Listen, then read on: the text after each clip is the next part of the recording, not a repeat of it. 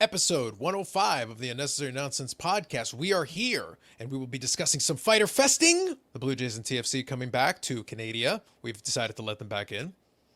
Half of them with reluctance, TFC. Half of them appropriately. Blue Jays, you can come in. That's fine. Don't worry about it. But we'll give some props to Buffalo as well for housing them. And we'll talk about some other random things. And we'll release the Kraken. No, we won't release the Kraken. Probably not going to happen that way. But that and more on this episode of the Unnecessary Nonsense podcast. I didn't want them to think I was actually going to release the Kraken because then we would have totally been false advertising. It would have been horrific clickbait and it would have doomed us all. I'm Carlos. That's Dave. Well, you know what, though? Is it any worse than some of the other things we've been linked to in the past based on the titles you've chosen? Well, the fact of the matter is, I'm a big fan of saying salacious things. Like, it's pretty much kind of a thing that I do. It's like, how many scandalous things can I say just to piss someone off? Or the fact that didn't we have one that was linked us? That for maybe 10 seconds, we talked about how bizarre, and then that became the title, and then that got us a bunch more views than every other episode we've ever done, like pretty much combined. Well, there's a big contingent of OMC fans. Listen, that was a quote from the show. It was a direct quote. It was. So that, sir, is the exact opposite of clickbait because, as a matter of fact, I did say that on the show. It's all right. All right. Yeah. Listen, the last episode did fine, and it involved some combination of various things that were also said on the show. So it's just the way it is. It's true. Anyway, how's it going this week? Not bad. Something has happened, Carlos. A thing has happened. All right. So a while ago, we had talked about my trying to get a collection of every Canadian Prime Minister of my lifetime's autograph and every not Canadian Premier, but Ontario Premier of my lifetime's autograph. I see. And all the way from the UK, because reasons.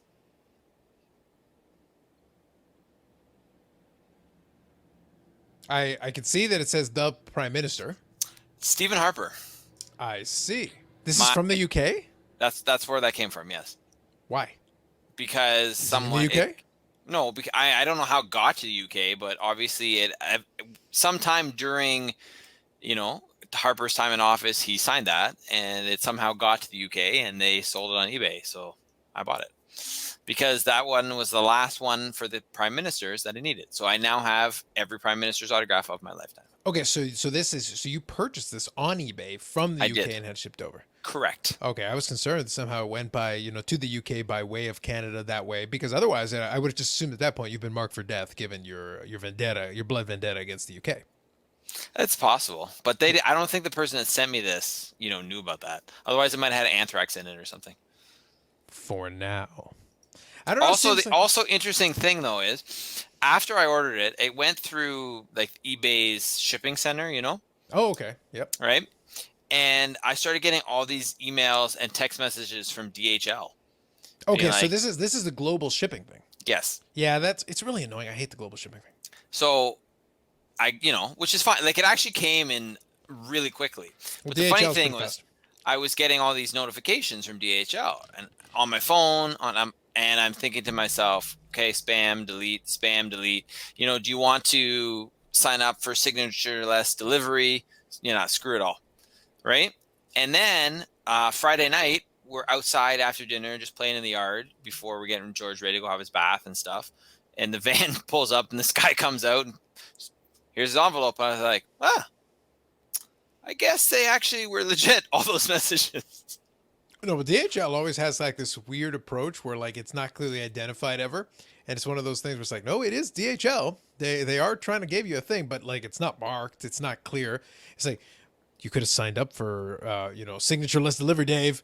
Why didn't you, Dave? Interestingly enough, though, continuing on that like almost incognito DHL, they did show up in a yellow van, but the yellow van did not say DHL on it. Did they offer you ice cream or candy? No. I would have accepted if they did, but they did not. Would you have accepted if it was a white van that said free candy on the outside? Damn right. That's the best kind. Well, there's some life advice for Dave. Kids, if it's a white van that says free candy, Dave Turnbull says go for it. For kids. No, kids, you stay away from that shit. I don't know. Like, you seem pretty enthusiastic. Yeah, free candy. Awesome. Great. Oh. Lead by example, Dave. Lead by example. So that collection is now complete, which is great. I'm happy about that. And now it is hopefully a trend will start for July. So I've had 2 weeks in a row of autographs arriving in the mail. One, obviously, that I did not purchase, and this one that I did. So hopefully that trend continues. Because, we always like that. Since I think I still have like 20 requests out there in the world, some of which I've given up on, but quite a few that are still potential. Pure You never excitement. know. Also, this could lead into another topic, but I have another story for you, so it won't.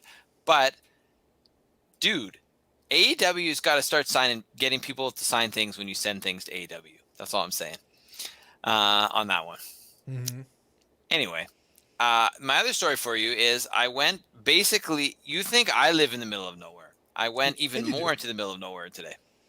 I see. So you actually went into a black hole vortex. So called Blyth, Ontario. Literally a black hole vortex. Now, mind you, Blyth, Ontario, I believe, is where one of those craft beers is. And that's why we went. So my wife won a contest. It was something on Instagram, right, that she filled in and won, and it was a thing from Cowbell Brewery. That's the one. I was trying to remember the name of it, but yes. And so we went there today, specifically, basically just to go have lunch. Although it was nice to get out of the house and just the two of us. It's been a while. So we went and had lunch at Cowbell Brewery on the patio. Very lovely restaurant, very well put together.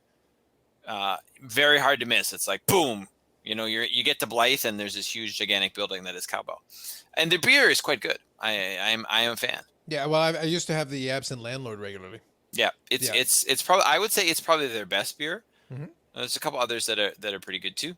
So had lunch there, but really, when we came back, and my mom who babysat was like, "So how was it? Was it worth it?" And it's like, not really. Like, was it good? Yes. Was it enjoyable? Yes. Is it worth driving an hour and 45 minutes from where we are to there just to have lunch?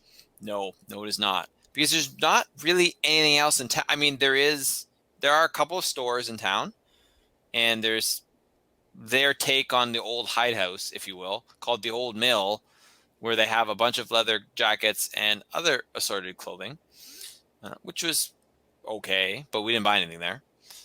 But yeah, it's not a very big place, and you think, okay, well, Cowbell, like, there's going to be other stuff around there. Yeah, not really. No, but when I think without having been there, if I was going to imagine what Blyth, Ontario would be like, I'd basically be thinking, and you know this reference, I'd be thinking basically Aberfoyle. Like, effectively, like, just another variant of Aberfoyle, maybe even smaller. Yeah, I'm almost thinking, though, like, I'm trying to think, like, it's about maybe only because of the brewery, yeah, but basically, yeah. Yeah, that's what I mean. Like, you remember what I'm saying. When I'm referring to Aberfoyle, you understand what I mean. I do. The only difference between, I would say, Blyth and Aberfoyle, though, is that there is something on the other side. No, but Aberfoyle, right? When you get there, you're close to stuff. This is what I'm trying to say. But you're close to stuff. Yes. Whereas Blyth, you're not close to anything. Yeah, it's just a gap. It's a gap between two other things. You get off the highway, you basically end up at Aberfoyle. You go through Aberfoyle to actually get to Guelph. Correct. Once you pass Aberfoyle, it's like, okay, is Guelph a gigantic city? No, but by comparison, Aberfoyle is humongous. Exactly. Whereas, it's just small country town, a lot of Mennonites, and a lot of German named places. So that was my adventure today. But the beer is good. Yes. Yeah. 2 hours though to get the beer, an hour 45. Not so much. We can get it. So it's almost 4 hours round trip of driving today. But the good news is we didn't have to pay for lunch or the beer. So there's that. Glorious. Simply glorious. Sounds fair. All right. Anything else then before we proceed? No, I'm good. Unless you have any stories for us that you would like to rag out with, like some magic card you got in the mail, or Juan Soto showed up at your house with that jersey for you. Well, I can't talk about that. The NDA is still in effect. But be that as it may, I will show a card, and then I'll also give a little story, a little explanation of a thing as well. So let's do that first, and then I'll explain what it is. Check it out. Ooh. And the picture in the back is also wearing the same type of jersey as well. I like it. That is solid. Yeah, so this is actually it'll look better in person once I have it in, but this is from Panini. This is actually like a case hit for them. It's from second year, and it's like almost like this art set, and it actually has a lot more shine. You can get a bit of a sense of it here if you look at this part. You can tell that that's going to be like a rainbow foil deal. Right. Because once you put it in the light and move it around, it will do it. And you can tell it's also got etching. So all of this stuff is gonna be able to shine in different rainbow colors when you move it around the light. So I will be able to show that off once I get it in hand. So that'll be something that's coming on the way. Really cool card. Big fan of that. Always enjoy when I can get a nice, fun card to add to the collection like that. Always good. Always good. But yeah, one of the favorite things I will say that was fun about this one is that I always love doing my live stream. And I was explaining it quick before we got started is that sometimes I like saying some scandalous things. Shock of all shocks. But yeah, I'll say what I feel like saying when it amuses me. But the thing is, sometimes, because I'll call people out. That's part of the joy and fun of the way that I like to do things. I'm not shy about it. But what happened was, in the course of doing it, because one of the things I was paying attention to is that there was a group called Bench Clear Media, and they came up with this whole idea of explaining that the sports card market was going to collapse, which is not a unique take. But specifically, they focused in on certain key things they thought were going to lead, and they thought the national upcoming is going to be the big precursor to this big collapse in the market. And they've used a verbiage that I absolutely love. They call it, they think it's going to be a liquidation event. And I'm like, okay, so you think dealers are going to go all the way there, fly in or bring all their inventory, basically to sell everything at fire sale prices. So to lose money on every single card is what they're going to go there to do. So I had some questions, obviously. I questioned it a little bit. Yeah, I don't buy that. Yeah, I think there's going to be lower prices for some because some people are going to need to get out of some stuff, but I don't think somebody's going to pay for a table to lose money on every card. Yeah, I lower prices because things are going to liquidation prices. Yeah, no. Yeah, but my other point that I made as well is that dealers can also deal with dealers prior to the general public being allowed in. If you're a dealer who has cash and you look around and you see somebody who looks weak to the point that they're basically going to give away their stuff, why wouldn't you waltz over and buy all their inventory then? Buy out their table. Yeah. Because then you have the inventory and you were able to buy it cheap. And then when the general public comes in, they're like, oh, what happened here? It's like, I bought out everything they had on the table. It's like, well, can I get it for this price? It's like, nope. You can get it for more than I paid for it. I bought it at the fire sale price. So if there is somebody who's going to do a fire sale, I'm going to buy it. I, the dealer, am going to get that. And then you can pay the price that I want you to pay. Yeah, exactly. Yeah, so we have to use a little common sense is all I'm trying to get at. We want to use a little common sense.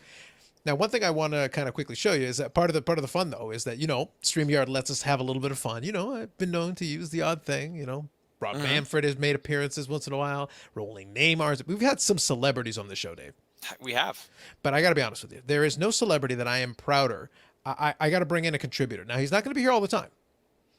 But this gentleman here, he was joining in on that conversation. He appreciated, he understood where I was coming from as pertains to the enjoyment, the joy that I was getting from this whole back and forth, because I knew that there was going to be reaction videos to it and the reactions to the reactions. And basically, I get to sit back and watch from the entertainment vantage point of being able to watch it.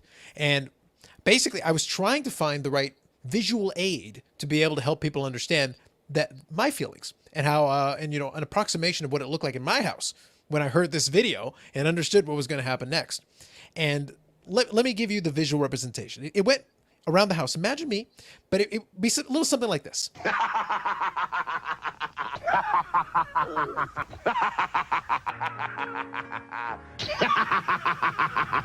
Basically that, yeah. I like it.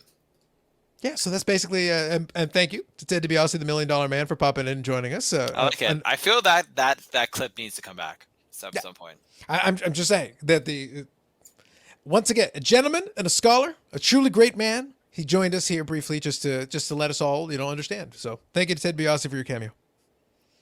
You have his autograph too. Did you not purchase an autograph card? I do have one that I have purchased. Actually, it has not arrived yet? No, hold on. I have the duels. I have the Ted DiBiase duels. And on ComC, I have a single that I could purchase potentially.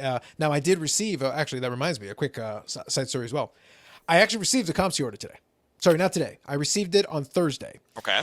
After a mere 49 days at the second fastest service they have, which is, what's the word I'm looking for? Trash. I think that's the word I'm looking for. Trash. Where's it coming from? It's coming from Washington State. And then when you do Express Post and you do the second fastest, it saves you from paying extra duty, which is nice.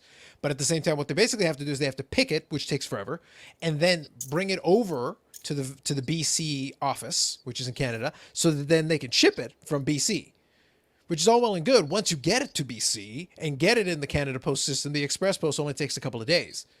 But it took them weeks and weeks and weeks and weeks and weeks and weeks and weeks, almost a month and a half to finally pick the damn thing. And they came up with, it's absurd. And they came up with this whole system where they're like, oh, we'll show you like on a queue how many items are ahead of you. Except that queue is bullshit, Dave. That queue is absolute trash. So they show this number that's slowly decreasing. And I checked with the customer service just to be on the safe side. I was like, are those packages or are those individual items? Because it says items. And when I initially started tracking it, it said 30,000 items ahead of you. I'm like, are those packages or items? Yeah, because that matters. That definitely matters. It matters a lot. Yeah. So they said, no, it's items. So, one package could have one item, 5 items, 100 items, whatever. Yeah, and I'm like, okay, fine, sure. But over the course of a week, so originally the ship date was supposed to be on July the 2nd. Okay. This is from the U.S. to Canada? Or this is shipping. So by this point, it should already be in BC. This should be then in Canada Post hands for Express Post. All right. When did you first do this? When I made the order itself? Yeah. May the 26th. Okay. Yeah. Just to get the whole picture. Yeah. So the projected date was July the 2nd. Okay. So then, of course, we reached the beginning of July, and I'm like, there's no chance in hell you're delivering it. So then what happens is July the 2nd, is approaching, and then the thing looks at the system and changes it, and it says, projected ship date, July the 3rd. So you're going to ship it on a Saturday? And then the next day, July the 4th. And every day. On a holiday weekend for both Canada and the U.S.? Well, exactly. So every day, though, it was an automated thing. It would just keep increasing it by a day so that it was always 2 days away. And it just continued for 10 straight days. It just kept moving it a day at a time. And I'm like, your system is garbage. What are you doing? So what day did it arrive?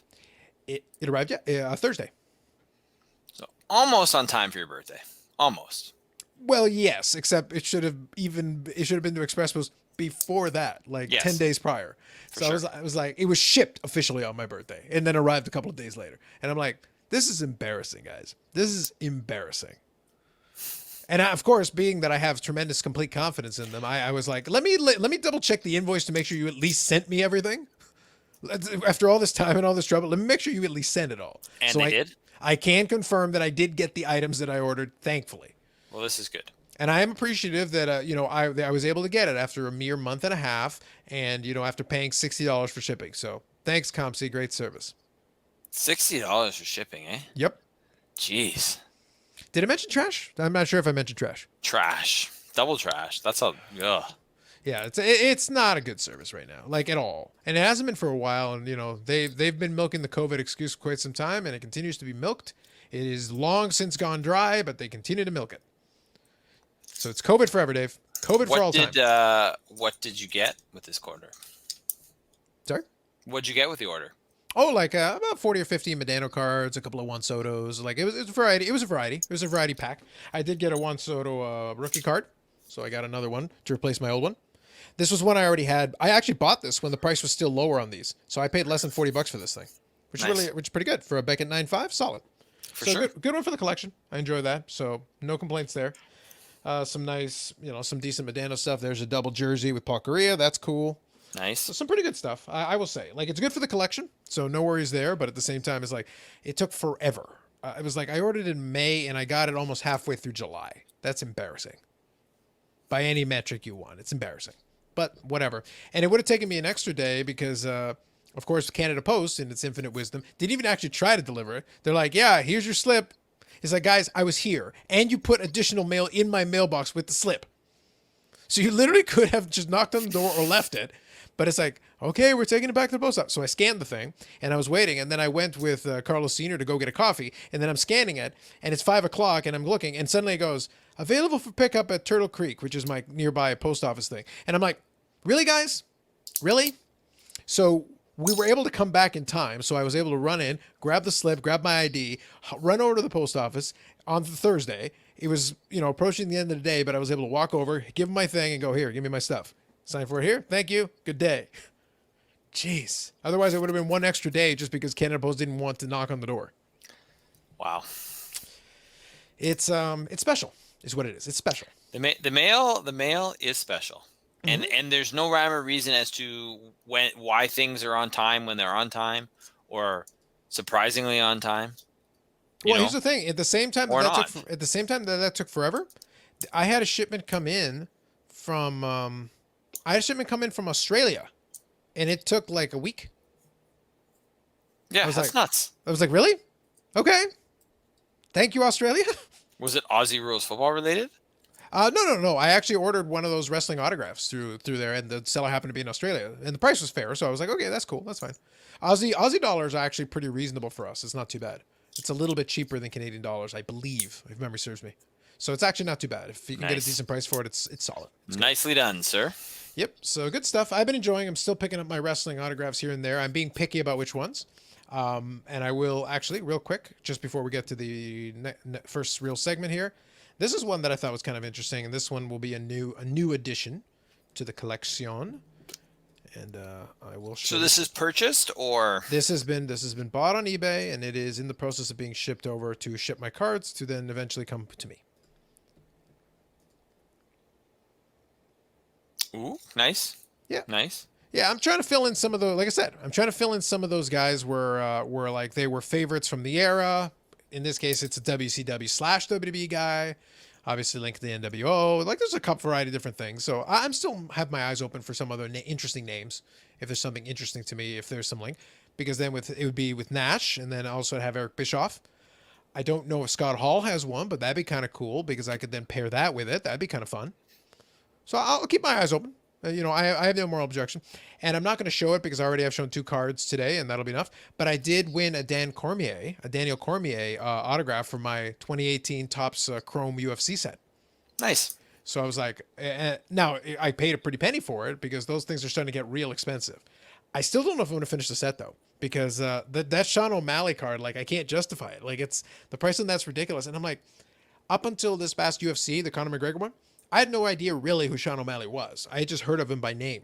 Right. I did get a chance to watch him. I was impressed. He showed some real good skills. I will say, without going through the whole fight, is that he basically was fighting a guy who fought him on short notice, who decided he wasn't going to go down no matter what happened. It was basically Rocky 1. He's like, I'm just going to keep getting pummeled, and I'm going to keep coming forward. Right. And the other guy was like, and Sean O'Malley was demolishing him. He was just hitting him with thousands of shots. It was just... He was hitting an 80% connect percentage, Dave, on power shots. So it was just like, he was basically a human punching bag. He was just like getting pummeled again and again, but he kept going forward. He was the aggressor. The guy getting punched was moving forward and going like, and he was like, and he kept backing up, but then he kept winding up for power shots and nailing them all. And then he just kept going forward and forward and forward. And it went like this for 2.5 rounds. 2 full rounds. And 30 seconds left in the fight. The referee finally decided to stop it. I was like, the guy's been killed for about 14.5 minutes, and now you want to stop it with 30 seconds left? He was still on his feet, too. It was like, okay.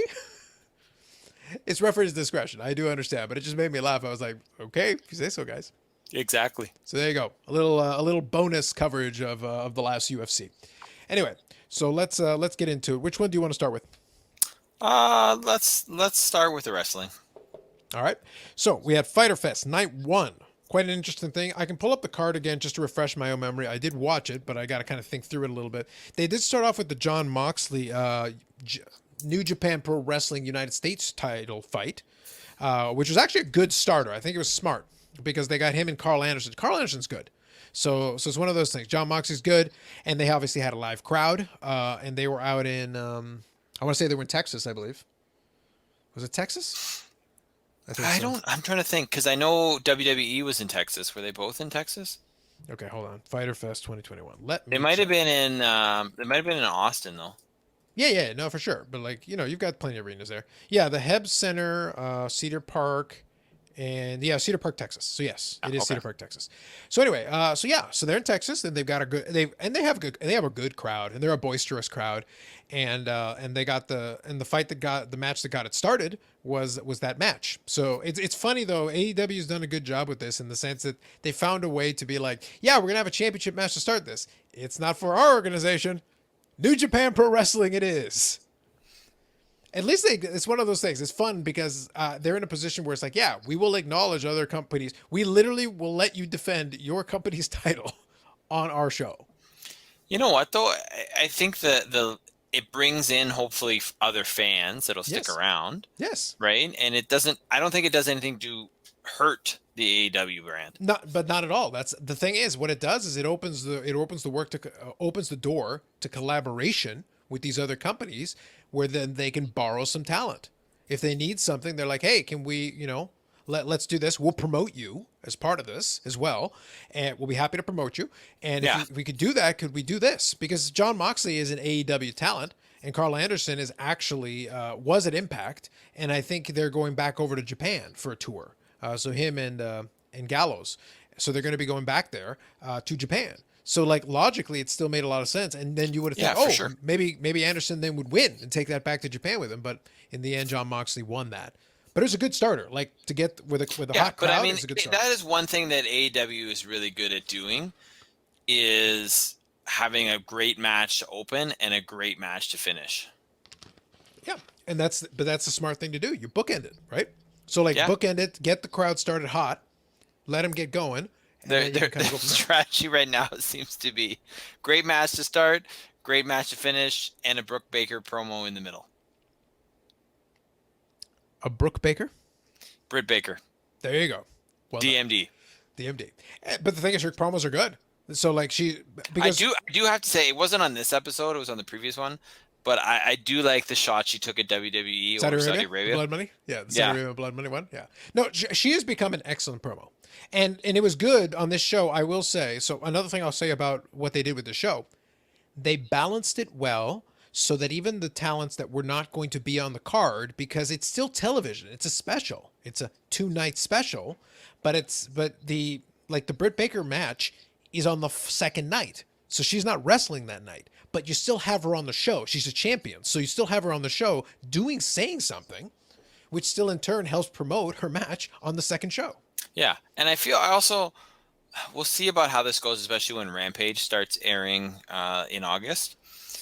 But I don't feel, and I don't really watch.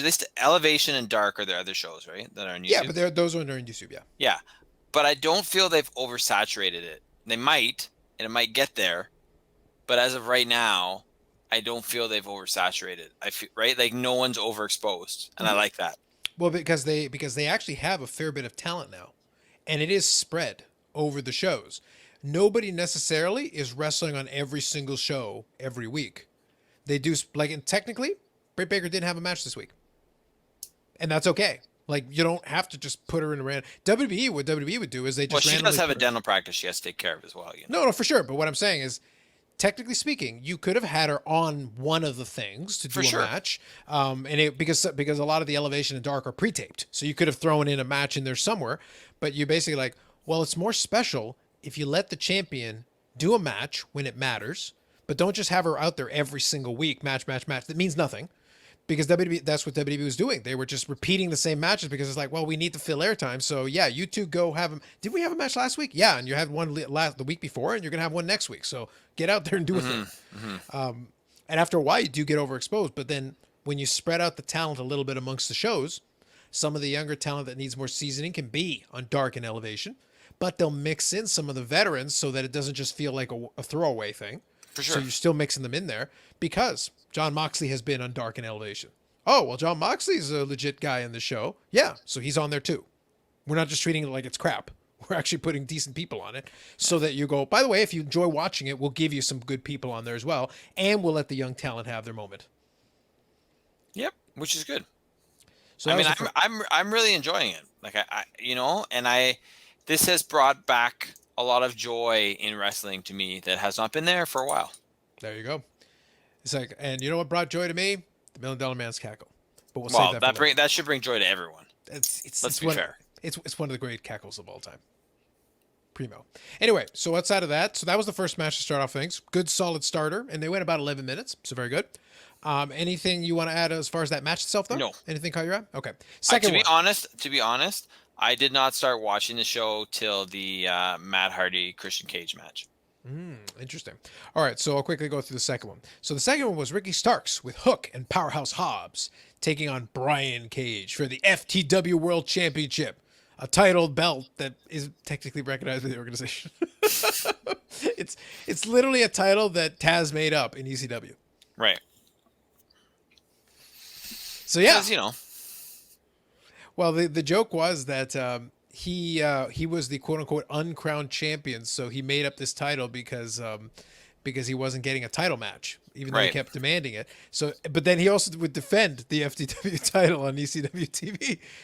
So other people could actually win this title. It was kind of like the $1 Million belt in the sense that it was never like an official title, Right. but you could technically challenge for it and win it. And it was just weird. Okay. So anyway, Ricky Starks won. And the end result of that was that Brian Cage was betrayed by Powerhouse Hobbs and Hook. So the turn is complete. Although the crowd in Texas was very much into Ricky Starks. They cheered him like a baby face over there. So I don't know. I think I understood where they were going with it. It fell down the direction that I thought they would go, but I don't think they got the exact reaction they were looking for. It was probably the crowd itself, because the crowd itself wasn't playing into some of their stuff some of the night. But what are you gonna do? All right, next one. Christian Cage defeated Matt Hardy by pinfall. So here's the deal. These guys are old. Yeah, I like. Here's the thing: Christian Cage can still go pretty well, and Matt Hardy can still go pretty well. But it's one of those things, like, they've been wrestling for 20 years. Literally, they've wrestled each other for 20 years, and I just don't care. I need Christian to go do something specific related to whatever it is they want him to do. Matt Hardy's got his thing with his stable. He can focus in on that, big money Matt Hardy and all that stuff. And it's actually kind of fun. I enjoy that he's got his stable, but I kind of want to see his guys in the ring a little bit more. I want to see Private Party have more matches. I want to see, Butcher Blade and the Bunny have more matches. Let them have their thing. I don't mind Matt Hardy coming out for the odd match here and there, but it's like, find me a time where it makes sense for him. Because right now, just feuding with Christian Cage after 20 years, I don't particularly care. Yeah, it's kind of been there, done that sort of thing, right? Yeah, it's like, it's fine. Let's put it this way: it did not offend my eyeballs to see this match, but they got 13 minutes. That was the second longest match on the show. Yeah, it was too long. This match was too long. Yeah, and the thing is, you've got some guys who are pretty good. So I'll give you the next match, and I'll tell you where I see the problem in that 13 minutes. So 13 minutes for them.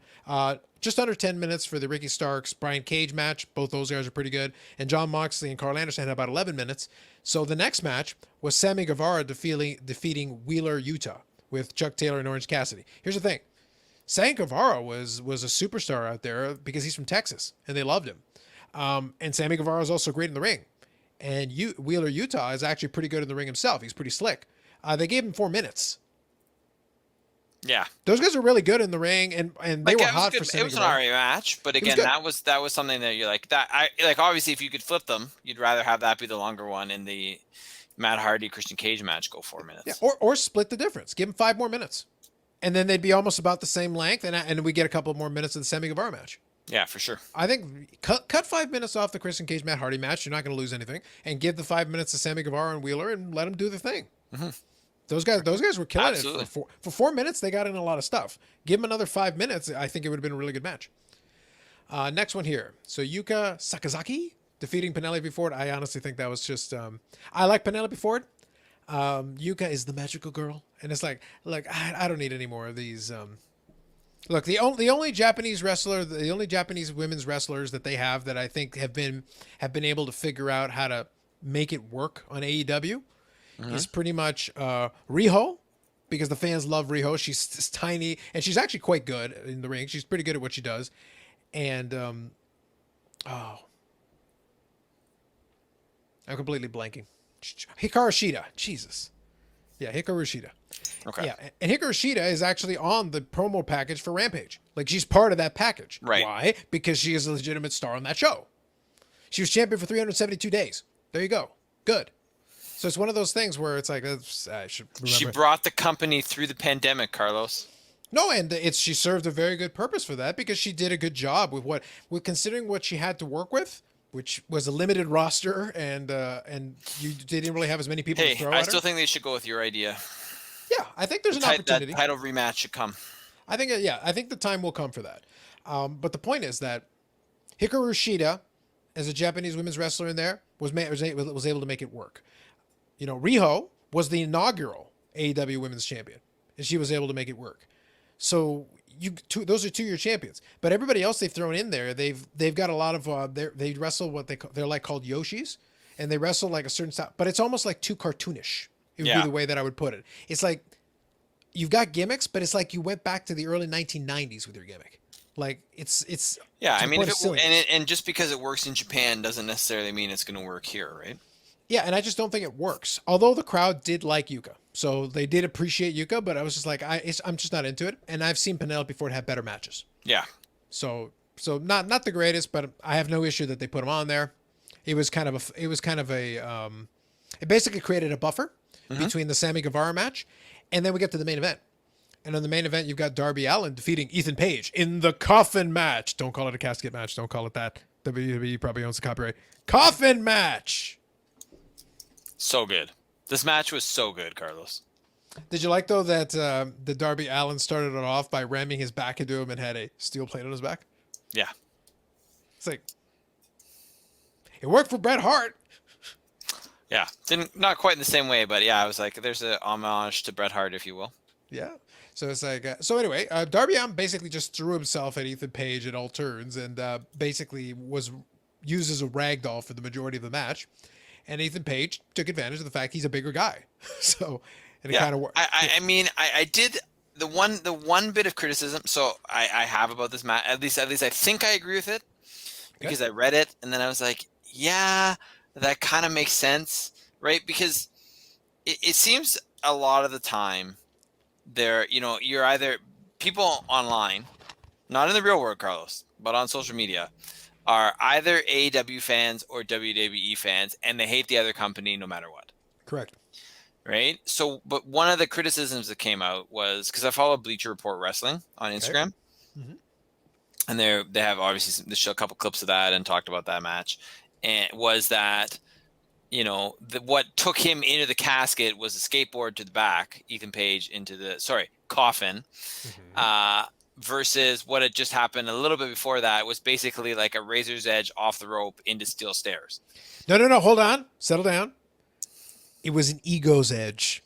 We don't want to get sued, Dave. It's the ego's edge. Yeah. Okay. Hey, it is a different move though. He literally throws the guy. Yeah. It's like Scott Hall actually would just like, he'd actually go down with the guy. It was effectively like a modified powerbomb.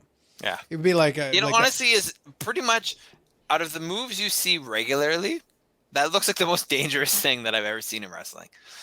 Yeah, the ego's edge where he throws him. Yeah, or the way they do it, or the razors. Like it looks extremely dangerous. Yeah, because you're going real high and you're coming down and you're bringing him down. Yeah. Right, but yeah, so you're thinking, okay, he's doing it, but then he gets him in the coffin, and the lid closes, and then he does what do they call it? The coffin? Do they call it a coffin drop? It's a coffin drop, yeah. Coffin drop into the coffin with somebody in the coffin. Because I was thinking, you know how many of the gimmicks there are? When he started to do that, I'm like, okay, we know what's going to happen here. I'm thinking somehow Ethan Page will have gotten out of the coffin and it's going to be like, what the hell happened, right? Maybe I've been watching too much WWE. But then that didn't happen. He was in the thing. I was like, dude, he literally just fell on him through the coffin. I was like, okay. Well, so here, a couple of things I'll say about that. I do agree it was a very good match, and as a main event, like it got the crowd hyped, and they were able to they finished strong. So for night one, they finished strong. I will say that they obviously were able to. It was really hard hitting. They managed to put together a fun little story. They had done a good build up towards it, so the crowd was ready for it when they were ready to do it. So it was good. Again, a crowd pleasing finish for night one to give it to them. Now, a quick point that you kind of alluded to, but then didn't quite mention it that way. So technically, what the whole coffin match thing is, when he closed the lid on him, the match was over. So Correct. the coffin drop onto the coffin is post match technically. Correct. Yes. So he's already won. He's already won. He doesn't have to do it, but he goes and does it. Now, I was listening to a bunch of recaps of it. It's like, and for the record, that is a super dangerous move for both people for two different reasons. Number one, you are basically trying to position your jump to land in the correct spot. Yes. It's not like it's a lot. It's not like it's in the ring where, I mean, even though it's still dangerous because, you got a mat underneath you. You have wiggle room.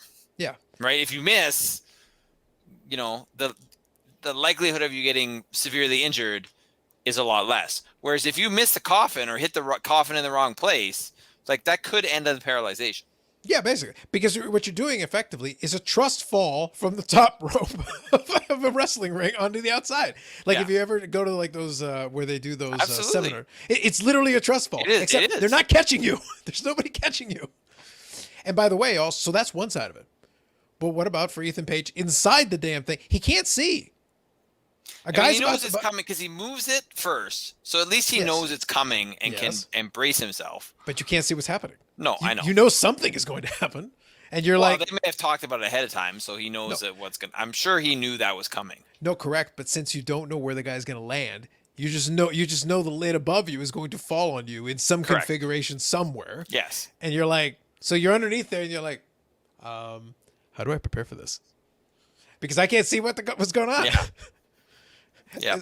I'm almost at the point where it's like, I'm not sure who was more dangerous for. Technically, both, for different reasons. Yeah. It was. It was kind of a holy shit moment, though. To be honest. Well, it was a strong finish. Like I said, I don't know. I might have advised against it. Was it a great visual? Yes, but was it downright And reckless? from all indications, it worked. Thankfully. Well, it did. But it was like, was it reckless? Yes, it was supremely reckless. It was like the match was over, the crowd was the crowd was good either way. But then you did this thing, and it's like, well, you could have taken both of you out, is what you could have done very easily. Fortunately, it appears that everybody is good. So strong finish to the show for sure. So that is the end of night 1. So quickly, I'll recap night 2 coming up here for the following week. So we're going to have, I don't know if it's going to end up being in this order. So this is the tentative current position of it. So it's showing Dr. Britt Baker with Rebel taking on Nyla Rose and Vicky Guerrero for the AEW Women's World Championship. Has the potential. Yeah, but I think it could be a strong starter if you want to go that route. Now the rest of this card here is going to be very interesting because, so this is again night 2 right now as it currently stands. You're looking at John Moxley taking on Lance Archer with Jake Roberts for the IWGP United States Heavyweight Championship in a Texas Death Match. Yep. Which they've had a Texas Death Match before, so that's going to be that's going to be a hard hitting. Is there anything particular about a Texas Death Match, or is it just a death match with Texas put in front of it? Well, it's one of those things. It's not treated the same. So let's put it this way: a wrestler must be pinned or made unconscious before a referee will begin a 10 count. So basically, like, I know it has death match in it, but don't think ECW death match. Okay. Yeah. So it's basically a can't answer the bell. So it's more like a, what do they call it, last man standing, or basically, yes. Kind of thing. Yeah, here we go. A variant of the last man standing match. So yes. Yep, that is correct. So that is one there.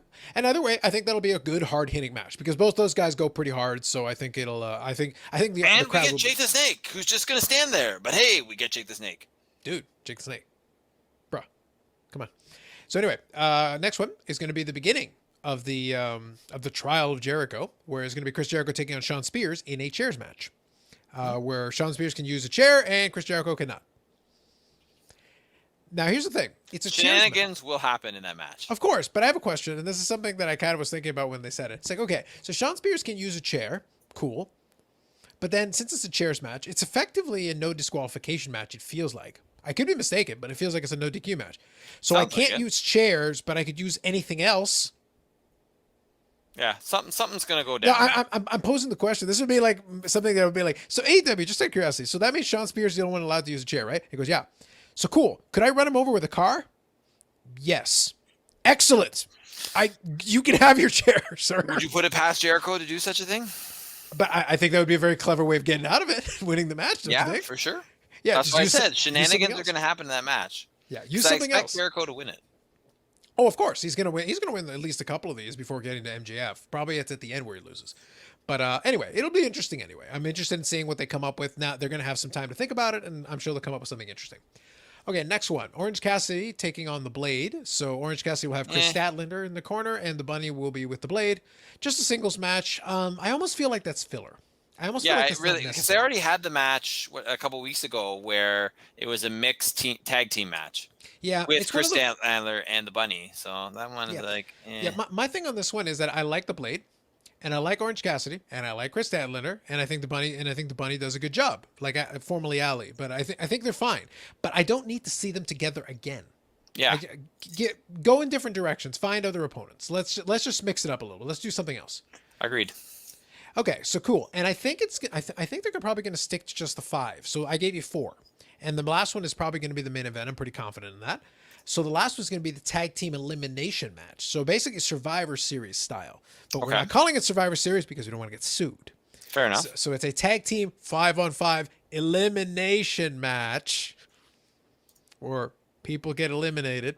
Mhm. So anyway, so it's going to be the Elite. Kenny Omega, Matt Jackson and Nick Jackson, and the Good Brothers, Doc Gallows and Carl Anderson, taking on Adam Hangman Page and the Evil Order, represented by Evil Uno, Stu Grayson, Alex Reynolds, and John Silver. Yeah. 5-on-5. And the stipulation is, if Page and the Dark Order win, he and 2 members of the Dark Order will receive matches for both the AEW Championship, Hangman Page, and the AEW World Tag Team Championship. Sounds like they're going to win. Yeah, most likely. Unless you want to find a way to avoid doing the Adam Page match now, and this is your way out without having necessarily lose. That's true too. Yeah. So like I said, so the point is it's still up in the air. You could actually have a couple of scenarios where actually he loses, not because he did anything wrong, but maybe there's a miscommunication. He gets eliminated accidentally, and then the Dark Order is actually the one who loses it for him. Possible. There's different ways you could do it, or you could have it because then you'll have 2 different title matches. You'll have a tag team title Chris match. Jericho runs him over with a car. He should just start running everybody over with the car then. That could be his new gimmick. I know. And he did not it. to say we're stealing this from Rikishi running Stone Cold over with a car or anything like I was about to say, so did Jericho also do it for The Rock? The Rock just really hates people. Wants them to get run over with cars. As it turns out, he's not picky. He's like, run him over. There was a Samoan connection there, and I'm not sure there's any Samoans in AEW, are there? I think every Samoan in the island is employed by WWE. Okay. Regardless of whether they're a wrestler or not. Man, woman, child, doesn't matter. And now all those WWE cuts suddenly make sense. And the reason is because they employ so many Samoans. They employ an island. It's kind of expensive. That's a lot of payroll, man. People may laugh and be like, "You guys are idiots," but really, would you? Not wrong. Would you? No, true. But would you put that past Vince McMahon? The way they're going, no, probably not. Right? Like, you know what I mean? You think it's dumb. You think we're idiots, and yes. But when you really get down to it, it's possible. Mm-hmm. No, I agree with that. Absolutely. So I think that'll make sense. So that'll be good. So I think, like I said, night 2 should have some very interesting thing. I think really the only thing that I qualify as filler is the Cassidy and Blade match. That's the only one that is kind of like, it's just kind of there to take up a spot. But like the elimination match should be interesting. Like it's going to have storyline implications no matter what. If only they just stopped doing the freaking picture-in-picture advertising. I hate that. No, the alternative is you can stare at the advertising. Like you're not getting, they're still wrestling the match while the commercial's happening. So it's like, so that you can have something or nothing. I know it's just annoying that there's commercials and then there's those commercials. Like I said, the alternative is you get to see nothing and they're still having the match and you're just not seeing anything. Yeah. So anyway, I'm looking forward to it. This time, hopefully I'll remember to PVR the whole thing. Mm-hmm. Yeah, so this night 2 looks like it should be. I think this night 2 will probably be pretty solid. I honestly, I would favor the card slightly. I do think it's overall. Although, like I said, I think they did a good job with the coffin match. I thought the John Moxley, Carl Anderson match in the first night was good. And I did enjoy the Sammy Guevara match, even though it was short. The second one, though, the Britt Baker match should be interesting because I want to see where they go with this. I really want the Nyla Rose thing to be over. I want them to move on. John Moxley, Lance Archer is going to be hard hitting. The chair match is just going to be a weird stipulation. Like we'll see, whatever. You got one filler match and then a tag team elimination to finish it off. So that could be a strong night 2 as well. Yeah, absolutely. So I see some potential. I expect them to give them time for that last match though. That main event match should have some time. For sure. Yeah, so I think that'll dominate the show. In my opinion, we shall see. I agree with you on that one. Yeah, so that is Fyter Fest Night 2 upcoming, and a little talk about Fyter Fest Night 1. Where do we want to go next from here? All right, Carlos. So you may know it because it's kind of everywhere. Blue Jays are coming back to town. Yes. So what's going to happen is they are allowing 15,000 people per game starting July 30th. In addition, TFC is already back in town. They are playing as we speak in front of potentially, I don't know if actually people showed up or not. This one I have a little bit more knowledge of the inside part of it because I am a season ticket holder for TFC. So they allowed 7,000 people in tonight, a lot of frontline healthcare workers that they're bringing in, as well as well, they don't call them season, they call them members. That's the new terminology with TFC. We're not season ticket holders. We're members. Whatever. And there was a draw. I was unsuccessful for said draw. I was not going to go to the game, but I did put it out there. So 7,000 people in tonight, and then 15,000 people starting on July 21st. I did get tickets to that game. I'm not going to it. My brother is, because I'm just not feeling it. But the only stipulation there is, and I don't know what it's going to be like with the Blue Jays because they didn't catch this. I know there's additional testing for MLB for coming in and stuff, but for TFC, for the fans, you have to be masked. This is interesting, and I'd like to get your take on this. Okay. So it's an outdoor stadium, whereas the Skydome for Blue Jays is indoor-outdoor. I'm also curious if you heard if they're going to have to play the games outdoors, if they're going to have to open the dome, kind of have fans. I was wondering if that was a stipulation. So I don't know if you heard that. We'll get back to that in a second. But in TFC, you have to be masked the entire time you're in the stadium unless you're eating or drinking. So here's my question. I take off my mask. I have a beer in my hand. Am I now drinking if I just stand there for the whole game? Someone comes to take my mask on. Oh, I'm drinking. Or are you literally going to have to do this? You know, I feel the whole mask thing is potentially opening a can of worms that is not going to go well. What you're asking, though, is you're asking about enforcement. Yes. Because that's really what we're talking about. So, absolutely. So here, from your experience at TFC, how do you find their enforcement on any other infraction? It depends. I think very mixed. Yeah. I expect it's going to be basically the same people enforcing it. You know, and it also depends, obviously, what section you're in too, right? Yeah, for sure.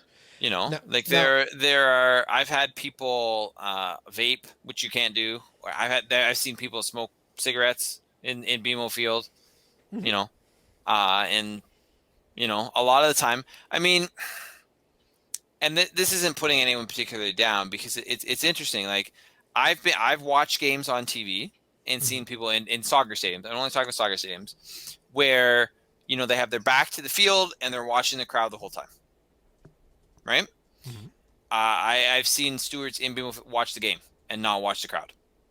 Right? So they're just like, hey, I know I got a job to do, but I'm just going to watch the game. And then there was Italy where they were nowhere near the field. They were just in basically a tower, like this tower with the stairs in it, but it opens up to the field. Right? So if you're going from like level to level, and they're just, all the stewards seem to be in there watching the game. So who knows? But I just don't think this is going to go well. I won't know because I'm not going to be there, at least until the following game after July 21st. But yeah. Whereas I'm curious about, and if I want to add anything on the TFC thing, feel free. But I'm curious about Blue Jays because it is an indoor and an outdoor stadium, right? And obviously the thing with Rogers Center is that, you know, if it's going to rain or it's raining or there's a threat of rain, right? I think they've got to be saying basically, unless it's raining hard, the dome's going to be open. I'm thinking. Here you go. So Shapiro said the team has also received approval to treat the stadium as an outdoor venue. He said the retractable roof will be open as long as the weather allows, and additional measures have been taken to ensure proper ventilation.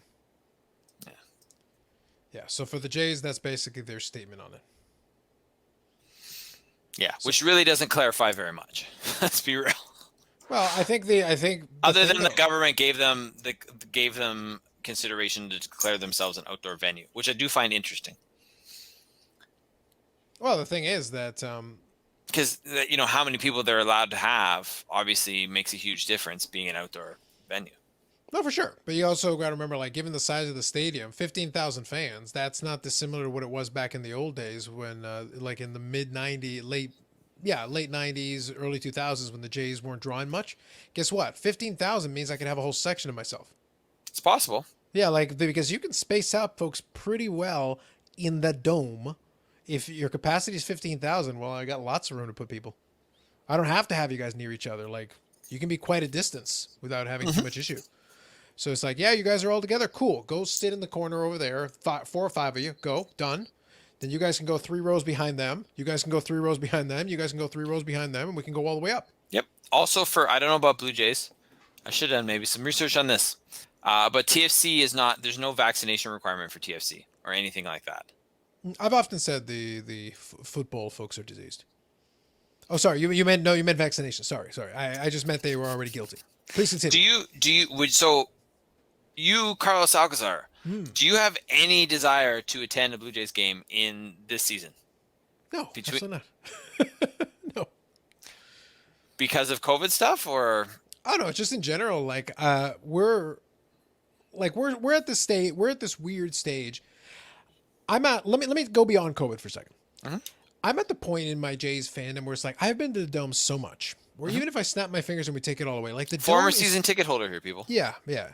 Like if you got the video feed, that's the box from season ticket holder from 2013.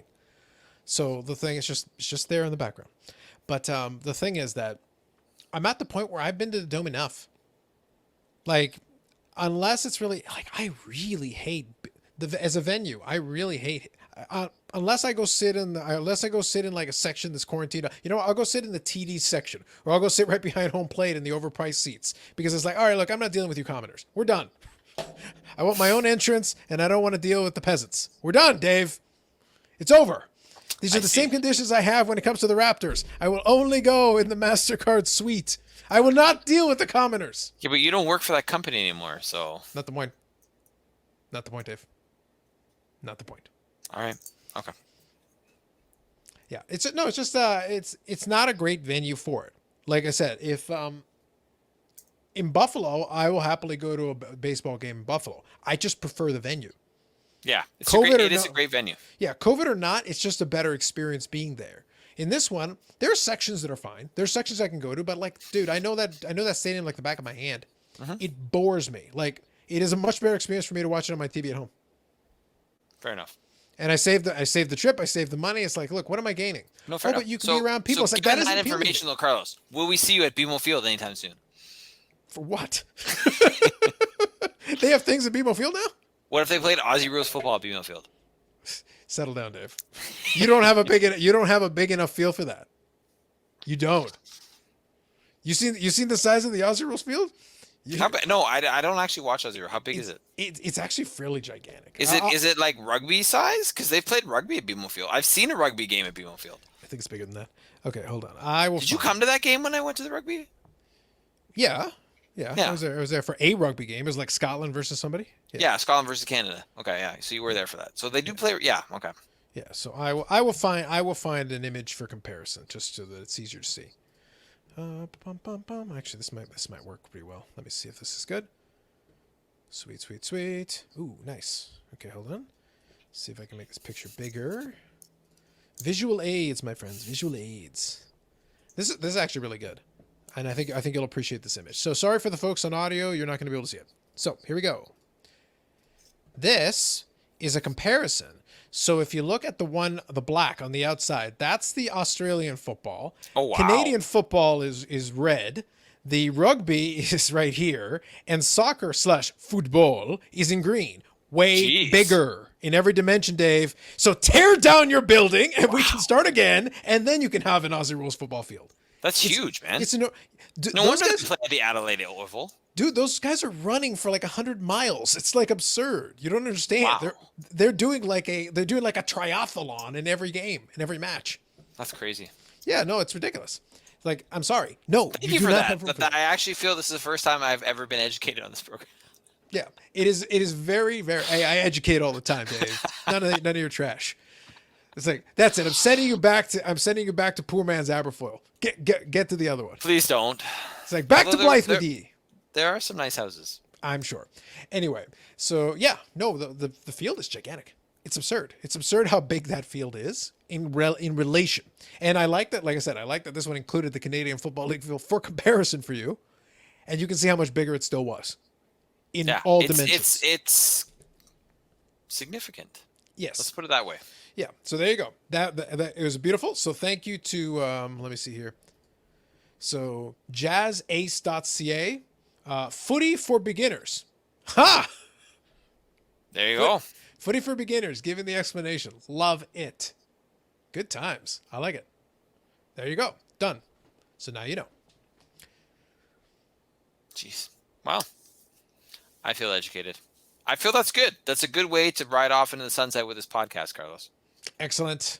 So that'll be it for us this time around. We'll have some more things to say. I think we can talk about night 2 of Fyter Fest next time around. I feel that's a good thing. Yeah, so we'll definitely get into a little bit of that, and we'll take it easy right off into sunset. And thank you once again for Ted DiBiase for a cameo appearance. It's elevated us to yet another level. Hugely. It's gonna be real hard to top that kind of thing, but we'll see what we can do. We'll do our best. And apologies to Hikaru Shida because it's like I've literally barely slept, so I'm like, forget it. I know who I'm thinking of. She's on the damn promo video. Anyway, all right. iTunes, Spotify, Google Play, also on YouTube if you want to see the video version, which will have all the blank pauses cut out because, for God's sake. Other than that, though, that'll be it for this time around. We will be back next week. Same bad time, same bad channel. The $1 Million Man will return at an undetermined period of time. Other than that, that is it for us this time around. We will catch you in the next one.